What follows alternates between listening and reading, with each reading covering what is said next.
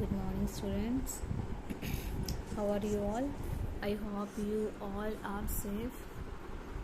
You should stay at home only. Here is we have completed our chapter first of first, right? Now here is next chapter, chapter 2, class 10, Nelson Mandela. Before you read, apartheid is a political system that separates people according to their race. Can you see which of the three countries named below had such a political system until very recently? कह रहे हैं कि apartheid का क्या मतलब होता है। Apartheid का मतलब होता है रंग भेद। कह रहे हैं कि अपार्थीड जो है एक ऐसा पॉलिटिकल सिस्टम है जिसमें लोगों को उनकी जाति के अकॉर्डिंग, जाति भेद, कह रहे हैं कि जाति के अकॉर्डिंग जो है उनको अलग अलग बांट दिया जाता है, अलग अलग कर दिया जाता है। क्या आप कुछ उन कंट्रीज़ के जो नीचे बताए हुए हैं उनके बारे में बता सकते हैं कि उनमें जो है ये पॉलिटिकल सिस्टम जो है कौन सा पॉलिटिकल सिस्टम, अपार्थीड वाला पॉलिटिकल सिस्टम अभी तक चला हुआ था। तो नेक्स्ट ये कह रहे हैं, have you heard of Nelson Mandela? Mandela and his African national Congress spent a life time fighting against apartheid. अब कह रहे हैं कि क्या आपने कभी नेल्सन मंडेला के बारे में सुना है? मंडेला जो हैं वो मंडेला और उनकी अफ्रीकन नेशनल कांग्रेस जो थी उन्होंने अपना बहुत ज़्यादा टाइम बिता दिया किस चीज़ में? अपार्थीड के अगेंस्ट फाइट करने में। Mandela had to spend 30 years in prison. कैद में गुजारने पड़े थे उनको 30 साल अपनी ज़िंदगी के। Finally democratic election were held in south Africa in 1994। 1994 में जो है वो डेमोक्रेटिक इलेक्शन हुए साउथ अफ्रीका में। And Mandela became the first black president of a new nation. और एक नए नेशन के, नए राष्ट्र के जो मंडेला हैं वो एक पहले ब्लैक प्रेसिडेंट थे। Okay, in this extract from his autobiography long walk to freedom. मतलब जो हमारा ये चैप्टर है वो उनकी एक बुक थी, ऑटोबायोग्राफी लिखी हुई थी उनके, उसमें लॉन्ग वॉक टू फ्रीडम, उसमें से ये छोटा सा एक्सट्रैक्ट लिया हुआ है जो हमारा ये लेसन है। Mandela speaks about a historic occasion the inauguration. इसमें वो किस चीज़ की बात कर रहे हैं? इनोग्रेशन होता है किसी भी चीज़ का उद्घाटन, तो इनोग्रेशन के बारे में बात कर रहे हैं। Can you guess what the occasion might be? क्या आप अंदाज़ा लगा सकते हैं कि वो क्या ओकेजन हो सकता है? Check your guess with this news item of 10 May 1994। लेकिन मीन्स जो अब हम बात करेंगे वो कब की स्टार्ट है? 10 मई 1994 से स्टार्ट है वो। अब बात यहाँ से हम शुरू करेंगे लेसन। 10th में Dand bright and clear.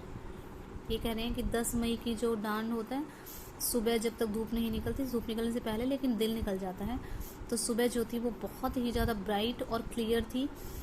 For the past few days, पिछले कुछ दिनों से, I had been pleasantly besieged by dignitaries and world leaders who were coming to pay their respect before the inauguration।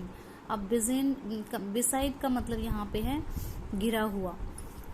वो कह रहे हैं कि पिछले कुछ दिनों से मैं जो है प्लीजेंटली होता है अच्छे, एक तो होता है दुखी तरीके से घिरे हुए होना और एक होता है सुहावने अच्छे तरीके से घिरे हुए होना, खुशी से घिरे हुए होना।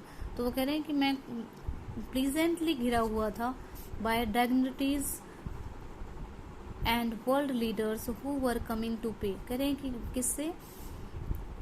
Bye dignities and world leaders, बहुत ही प्रतिष्ठित, बहुत ही रिस्पेक्टेड आदमियों से और वर्ल्ड लीडर्स से, जो क्या करने के लिए आ रहे थे? जो अपनी रिस्पेक्ट पे करने के लिए आ रहे थे, मुझे सम्मान देने के लिए आ रहे थे इनोग्रेशन के लिए। The inauguration would be the largest gathering ever of international leaders on south Africa soil. कह रहे हैं कि जो इनोग्रेशन था वो क्या होने वाला था?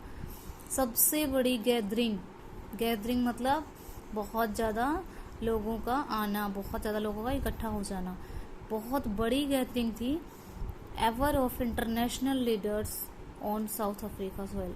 साउथ अफ्रीका की धरती पर पहली बार सबसे बड़ी, इतनी बड़ी जो इंटरनेशनल लीडर्स की गैदरिंग हो रही थी वो बहुत बड़ी थी, इससे पहले इतनी बड़ी कभी नहीं हुई थी।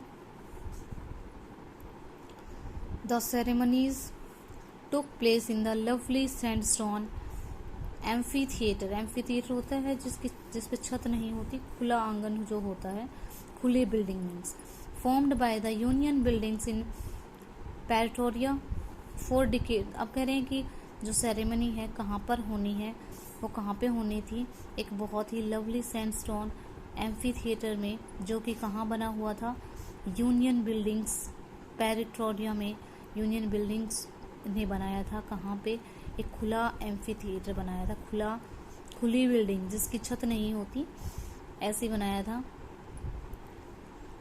फॉर डिकेड्स, डिकेड्स होता है दशकों से, 10 साल का एक डिकेड्स होता है, डिकेड होता है। तो कह रहे हैं बहुत दशकों से, this had been the seat of white supremacy.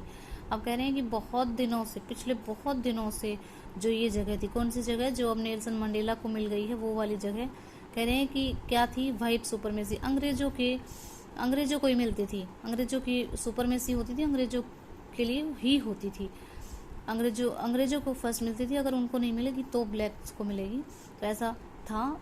तो कह रहे हैं कि पिछले कुछ दशकों से जो ये सीट थी ये वाइट सुपरमेसी थी, अंग्रेजों की थी। And now it was the site of A rainbow gathering of different colours and nation of the installation of south Africa's first democratic non racial government. अब वो क्या कहना चाहते हैं, कह रहे हैं कि जो अब था, अब यह क्या बन गया था, अलग अलग कलर्स का रेनबो बन गया था, गैदरिंग ऑफ डिफरेंट कलर्स, मतलब वहाँ पे अलग अलग रंगों के लोग जो हैं वो इकट्ठा होने वाले थे। And nation for the installation of south Africa's first democratic non racial government. और अब कैसे बना था ये, कह रहे हैं कि ये जो था नेशन, अब ये जहाँ पे ये सेरेमनी होती थी वहाँ पे सिर्फ वाइट लोग ही आते थे पहले, क्योंकि वाइट ही वहाँ के जो है प्रेसिडेंट वगैरह बनते थे, तो वाइट लोग ही आते थे। लेकिन अब ये सीट जो है, अब की बार ये साइट, ये नज़ारा क्या देखने को मिलता है, वहाँ पे एक रेनबो का, अलग अलग रंगों के जो लोग हैं वहाँ पे इकट्ठा हुए हैं। और nation for the installation of, यानी कि क्या बनाने के लिए, साउथ अफ्रीका जो है first democratic non racial government बनाने के लिए वहाँ पे बना है। Now it's enough for, okay, now it's enough for today. It's your homework. You will have to read this lesson till here and write the difficult meaning. And if you have any problem, then you can ask me personally. Thank you.